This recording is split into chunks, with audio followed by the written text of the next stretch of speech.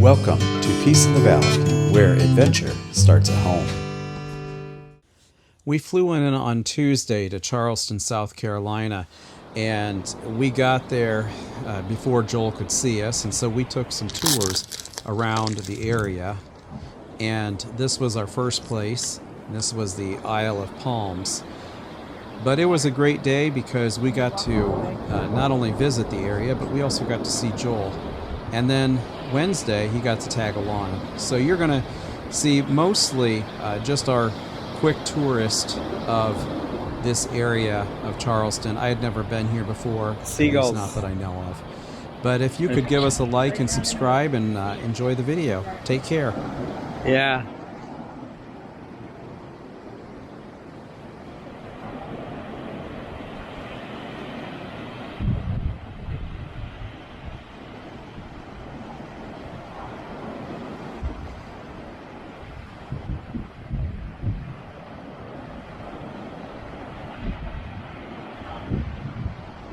I apologize that I didn't get to read all of the plaques completely through, but this is one of the things I love to do when I'm traveling, and the people I'm with don't usually care for that. I like to read about the history, and they want to keep moving on to the next thing.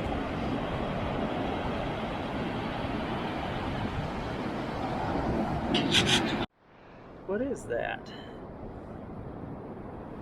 It's something unique. No, it might stab me in the lungs. So, what did you choose?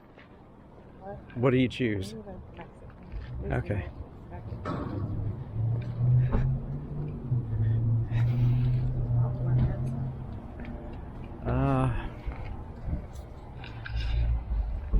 We'll find out, I guess. Hopefully not. We're gonna have lunch at the Mexican restaurant.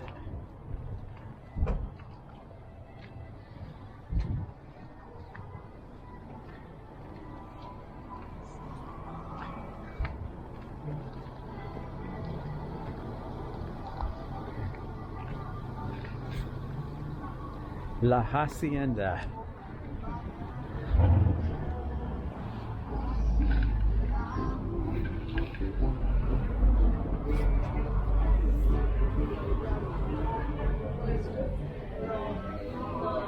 No, they don't have a mask mandate. It's Wednesday.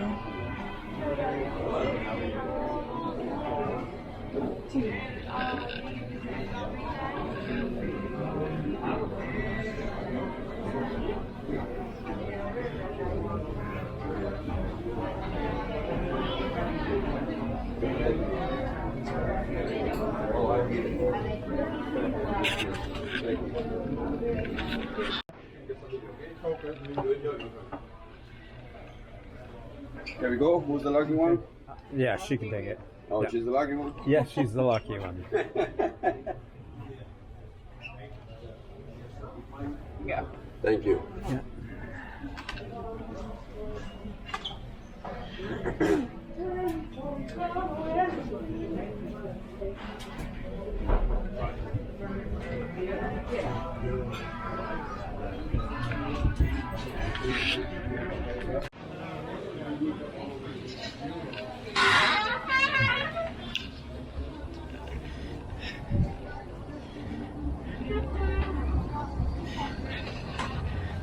Well, that was a pretty good lunch.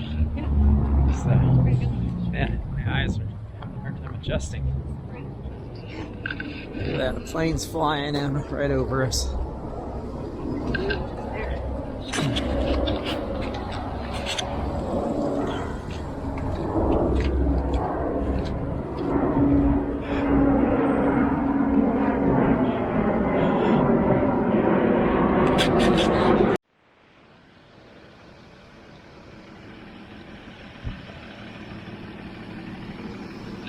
We are now at the Isle of Palms City, and we were trying to find a parking place. And it was kind of difficult because I think this is the only open access beach area that we could find. I'm sure there's more, but this is what we put into Surrey, and this is what she took us to.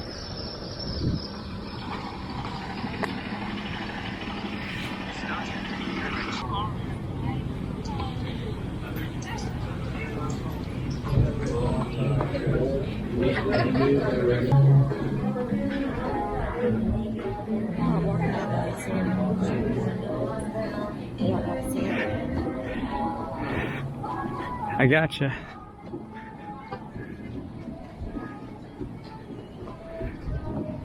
Oh my God. Just to say we touched the Atlantic. Yeah, but not today.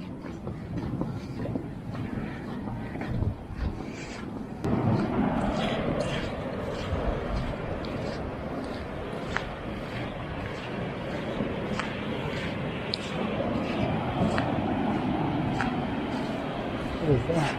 It was rather chilly this morning. I think we're somewhere around 40 degrees. There's a breeze coming in off the ocean, and like I said, it's chilly.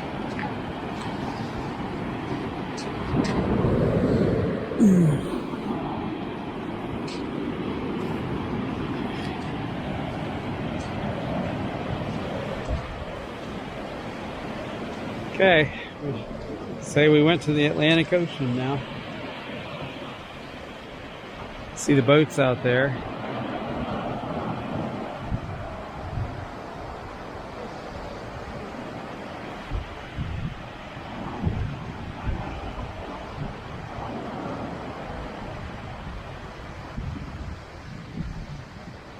Kind of chilly. Wind.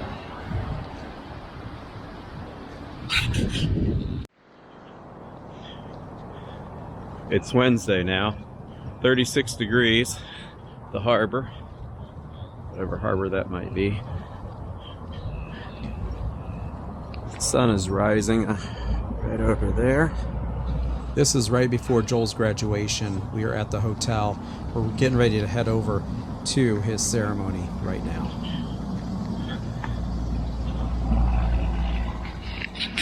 This here is the mead bar that Joel insisted we needed to go to.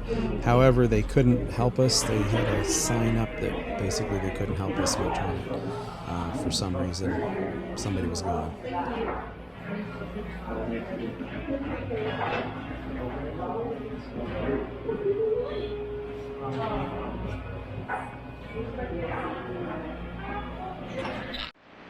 We stopped at a pizza place right here. What's the name of the pizza place? Gilroy's Pizza. All right.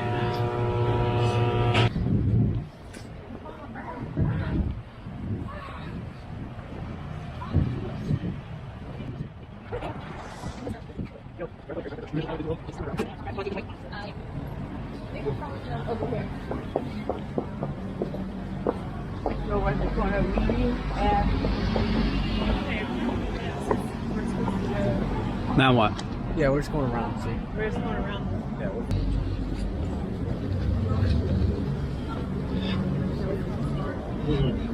I'm reading this plaque. I can't read all of the information on this board, this plaque, but it Actually, basically between says 17 that the building was built between 1799 and 1804, and it had something to do with the city council for a guy filling in the low ground and a creek to make this area usable.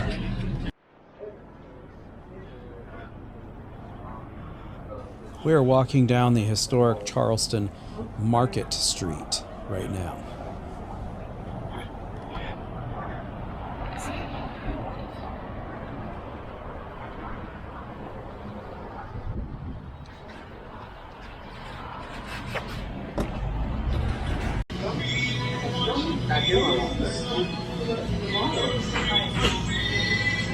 Oh, ice cream. These apples, brands.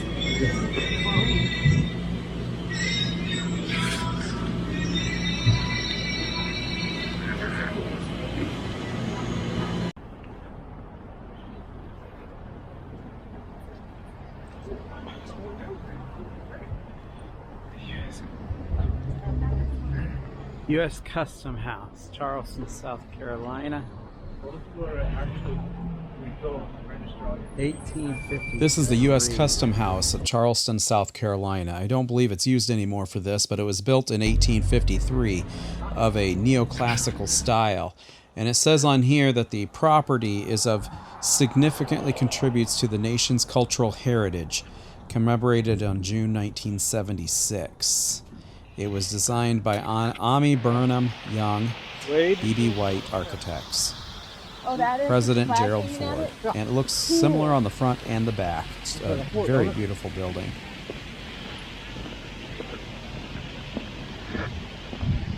Okay, so that's Fort Sumter out there.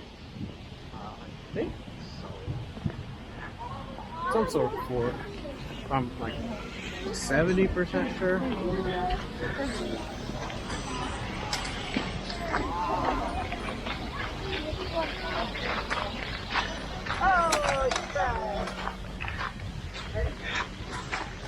Like this is perfect area for babies.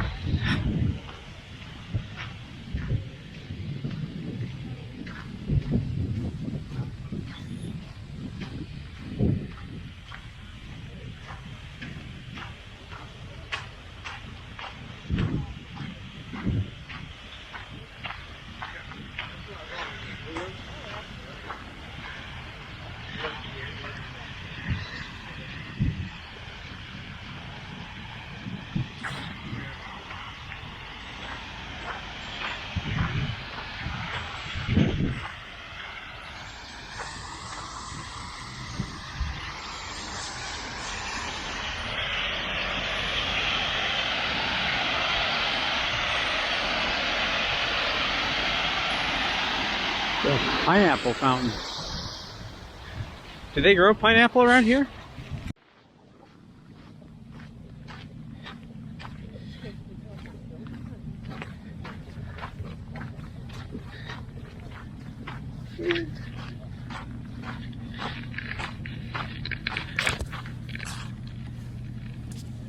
USS Charleston Bounty. This plaque recognizes the spirit of generosity displayed by the citizens of Charleston, South Carolina for the liberated peoples of Europe in the years immediately following World War II.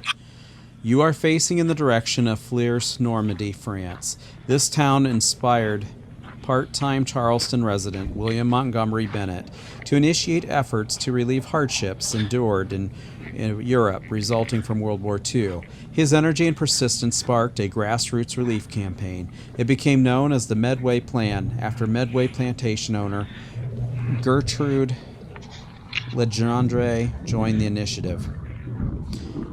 Bennett mobilized Charlestonians, resulting in the collection over 120 tons of aid for Flers. The materials loaded onto a special transport ship, christened the Charleston Bounty, departed here on March 17, 1948, to alleviate the persistent hardships of the much devastated town. Ultimately, the Medway Plan paired over 300 towns in the United States and Europe. This direct assistance provided aid for hundreds of thousands of people and enriched the lives of countless John others. Winthrop and Company. In the process, And the Charleston Plantation Flores friendship Services. continues to this day. I'm not sure if it has a date on there or not. Who's your ass out there? Cheap for,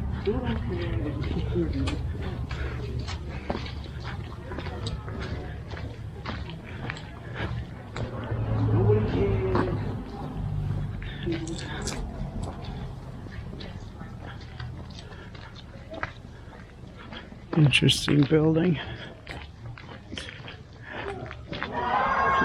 Flame. 1835.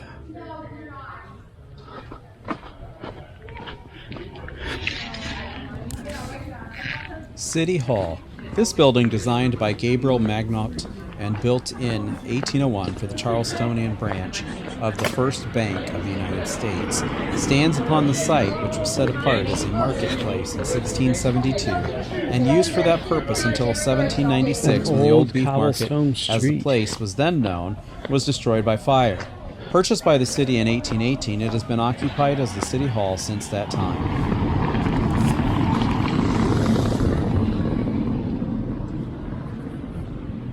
And now it transitions to brick. And I bet this is an original brick because you can see the wear on it.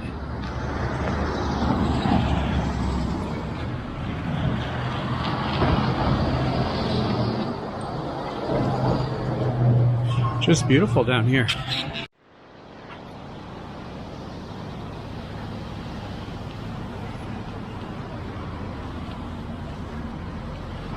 I wonder what the age of this building is. Goldsmithing.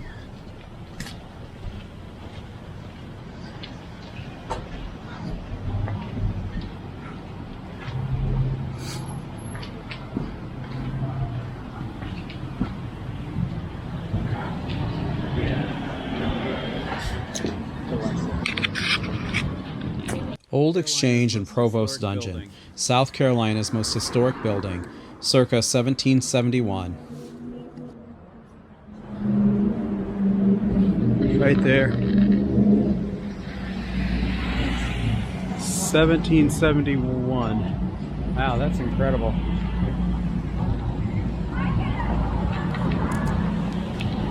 Broad Street, site of domestic slave trade.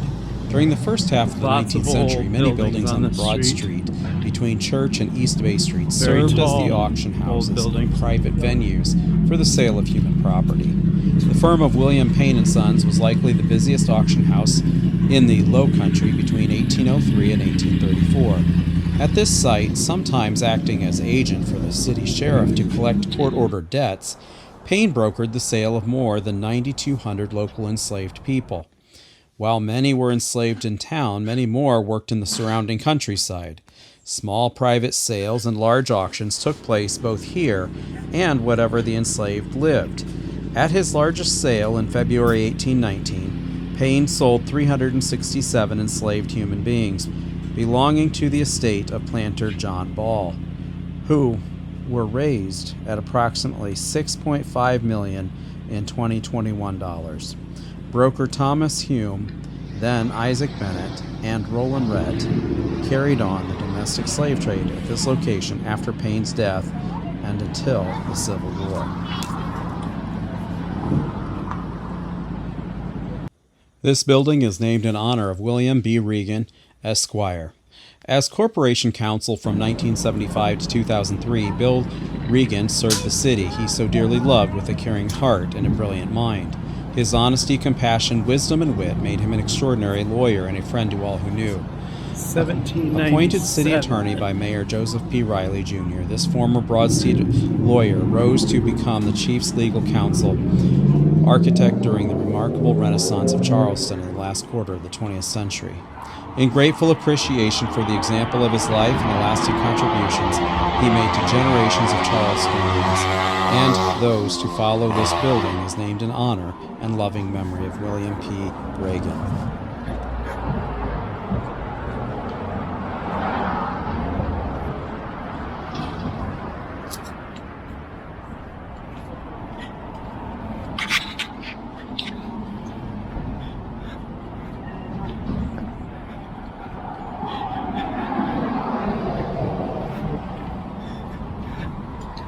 Hopefully I'm not pronouncing these names wrong.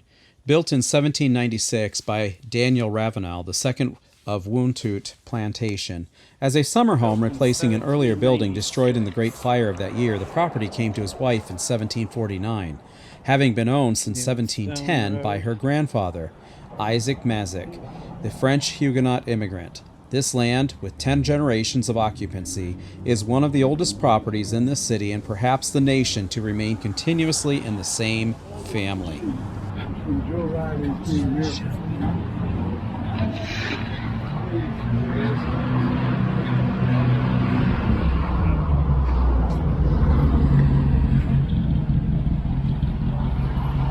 This building is made of marble.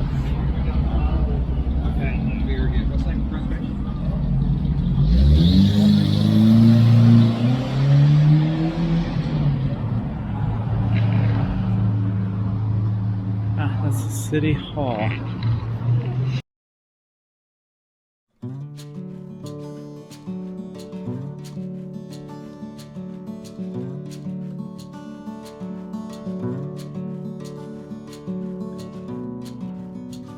Here in the courtyard of the St. Michael's is buried two signers of the U.S. Constitution, Pinckney and Rutledge.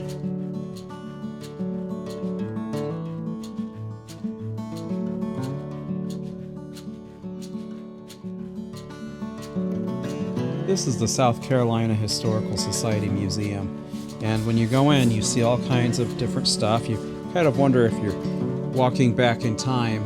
Underneath those stairs was very interesting. This here is the original map of South Carolina laid out, and you can look up here. There's 3 floors, but you can only go to the 1 or 2. You can't go to the 3rd. The history of South Carolina is very interesting because of how far back it goes. It is one of the earliest cities in the United States. I know we more or less think of New York and Boston as Pennsylvania as those, but we also have to admit that South Carolina is one of them. And this museum offers a lot to show for the plantations, the city itself, the slave trade, the Civil War, and much more. If you have a lot of time to read all of it, it's really interesting. We didn't have a whole lot of time, so I took pictures instead. Thank you for joining us on this quick tour that we took of Charleston, South Carolina.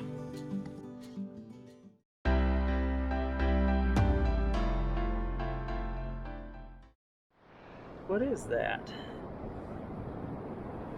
It's something unique.